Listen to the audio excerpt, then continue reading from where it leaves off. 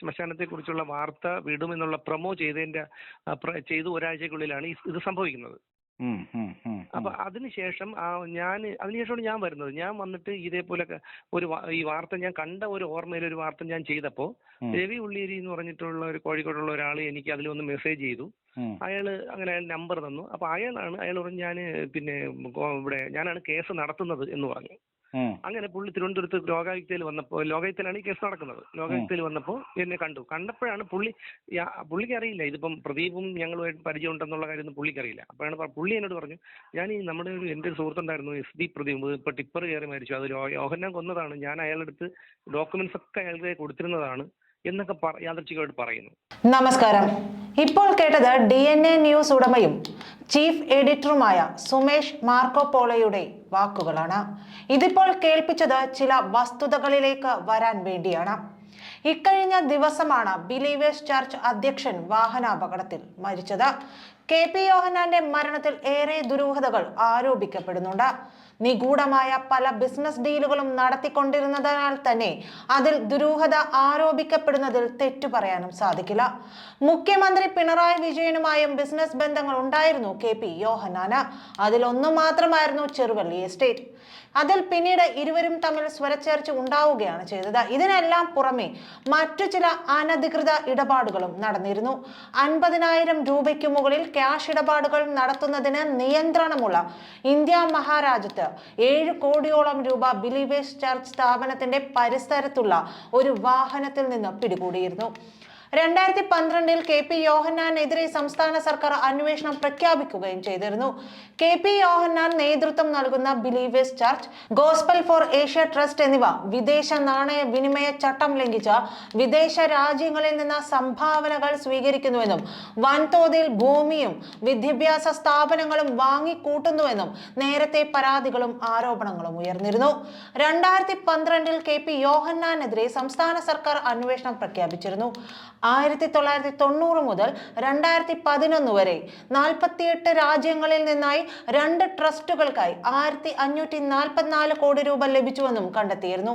ഈ പണം ഉപയോഗിച്ച് 19,000 ഏക്കർ ഭൂമി വാങ്ങിക്കൂട്ടി സംസ്ഥാനത്തിനകത്തും പുറത്തും വിദ്യാഭ്യാസ സ്ഥാപനങ്ങൾ, കെട്ടിട സമുച്ചയങ്ങൾ എന്നിവ നിർമ്മിച്ചതായും അല്ലാതെ തരിശിട്ടിരുന്നതായും ഒക്കെ കണ്ടെത്തിയിരുന്നു. ഇത്രയേറെ ആരോപണങ്ങളുള്ള യോഹന്നാനെതിരെ വാർത്ത ചെയ്ത ഒരു മാധ്യമ പ്രവർത്തകൻ SP പ്രദീപ് മരിച്ചതും ഒരു വാഹനാപകടത്തിലാണ്. KP യോഹന്നാന്റെ ബിസിനസ് സാമ്രാജ്യത്തെക്കുറിച്ച് ചെറിയൊരു വിവരണമാണ് തന്നത്. പ്രദീപിന്റെ മരണത്തെക്കുറിച്ച് പറയുന്നതിന് മുമ്പ് ആ ബിസിനസ് സാമ്രാജ്യം എത്രത്തോളം വിപുലമായിരുന്നു എന്നുള്ളതും അറിയേണ്ടതുണ്ട്. അതുകൊണ്ട് പ്രദീപ് മരിക്കുന്നത് 4 വർഷം മുമ്പാണ്. ഇടിച്ച വണ്ടി പകൽ സമയത്ത് ആയിട്ട് പോലും നിർത്താതെ പോയി. അതിൽ ദുരൂഹത ആരോപിച്ചിരുന്നുവെങ്കിലും ആ വിഷയവും തേഞ്ഞു മാഞ്ഞു പോയി. SV പ്രദീപിന്റെ മരണത്തെക്കുറിച്ചും അദ്ദേഹത്തിന് നീതി ലഭിക്കാതെ പോയതിനെ കുറിച്ചും ഇപ്പോഴിവിടെ പറയാൻ കാരണം KP യോഹന്നാന്റെ വയനാട് കൽപ്പറ്റ പുൽപ്പള്ളി പഞ്ചായത്തിലെ 18ാം വാർഡിൽപ്പെട്ട കുറിച്ചിപ്പറ്റയിലെ സ്വകാര്യ ശ്മശാനത്തെക്കുറിച്ച് വാർത്ത നൽകി കൃത്യം 1 മാസം തികയുമ്പോഴാണ് SV പ്രദീപ് വാഹനാപകടത്തിൽ കൊല്ലപ്പെടുന്നത് എന്നതുകൊണ്ടാണ്. ഈ ഭാഗത്തെ അനധികൃത ശ്മശാനങ്ങളെ കുറിച്ചുള്ള ഹർജിയിൽ അക്കാലത്ത് ലോകായുക്ത കേസ് എടുത്തിരുന്നു എന്നോർക്കണം. 2019 കോഴിക്കോട് ഉള്ളിയേരിയിലെ പൊതുപ്രവർത്തകനായ രവി ഉള്ളിയേരി നൽകിയ ഹർജിയിലാണ് പ്രാഥമിക അന്വേഷണം നടത്തി കേസെടുത്തത്. ഇതിൽ പ്രധാനമായിരുന്നു KP യോഹന്നാന്റെ ഉടമസ്ഥതയിലുള്ള ഭൂമിയിലെ അനധികൃത ശ്മശാനം. രാത്രി കാലങ്ങളിൽ സ്വകാര്യ വാഹനങ്ങളിൽ എത്തിക്കുന്ന മൃതദേഹങ്ങളാണ് ഇവിടെ അടക്കം ചെയ്തിരുന്നത്.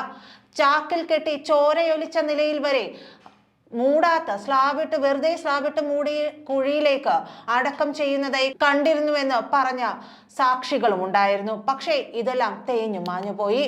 ഇതേക്കുറിച്ച് വീണ്ടും ഇലന്തൂർ നരബലി കേസ് വന്ന സമയത്തും ഇതേ വാർത്ത ചെയ്ത DNA news chief editor Sumesh മാർക്കോപോളോയ്ക്കുണ്ടായ അനുഭവം അത് ഇങ്ങനെയാണ്. അതിനുശേഷം ഈ ഇലന്തൂർ നരബലി കേസ് വന്നപ്പോഴത്തേക്കും ഞാൻ ഒരു വാർത്ത ചെയ്തപ്പോഴത്തേക്കും ഇവർ കൊണ്ടുവന്ന് കേസ് കൊടുത്തു ബിലീവേഴ്സ് ചർച്ച് മ്യൂസിയം സ്റ്റേഷനിൽ. അങ്ങനെ എന്നെ വിളിപ്പിച്ചു. അവരുടെ അച്ഛനും ഒക്കെ കൂടെ വന്നിരുന്നു.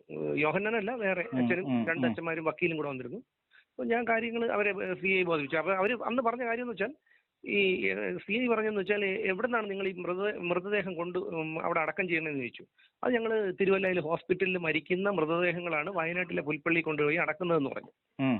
അപ്പൊ സി പറഞ്ഞു അതെങ്ങനെ വിശ്വസിക്കാൻ കഴിയും എന്ന് പറഞ്ഞിട്ട് സി രണ്ടുപേരെയും പറഞ്ഞു വിട്ടു അവിടെ. എന്തായാലും വാർത്തകൾ വന്നതോടെ ബിലീവേഴ്സ് ചർച്ച് ഈ സ്ഥലം 1-2 സെന്റുകളാക്കി വിൽപ്പന നടത്തിയെന്നും അറിയുന്നു. ഈ സ്ഥലങ്ങൾ മുഴുവനും പലതവണ ഇടപാടുകൾ നടത്തി കൈമറിഞ്ഞു പോയ അവസ്ഥയിലാണുള്ളത്.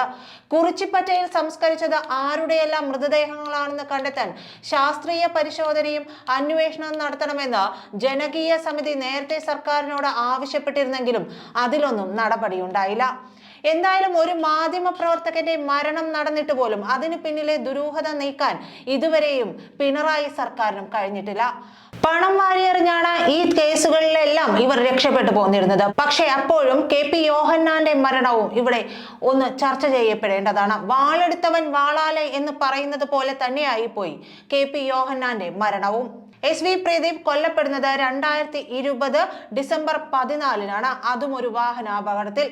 ടിപ്പറാണ് ഇടിച്ചതെന്നും പറയപ്പെടുന്നുണ്ട്. എന്തായാലും ഈ ഇടിച്ച വാഹനം നിർത്താതെ പോയി. വൈകിട്ട് 4 മണിയോടെയാണ് ഈ അപകടം ഉണ്ടാകുന്നത്. ഈ അപകടം ഉണ്ടായിട്ട് 4 മണിക്കും അപകടം ഉണ്ടായിട്ട് പോലും ആ വണ്ടി നിർത്താതെ പോയതിലും ദുരൂഹതയുണ്ട്. ഈ വാർത്ത നൽകി ഇതിന്റെ ഒരു ടീസർ വന്ന് 1 മാസത്തിനുള്ളിലാണ് ഇദ്ദേഹത്തിന്റെ മരണം സംഭവിക്കുന്നത്.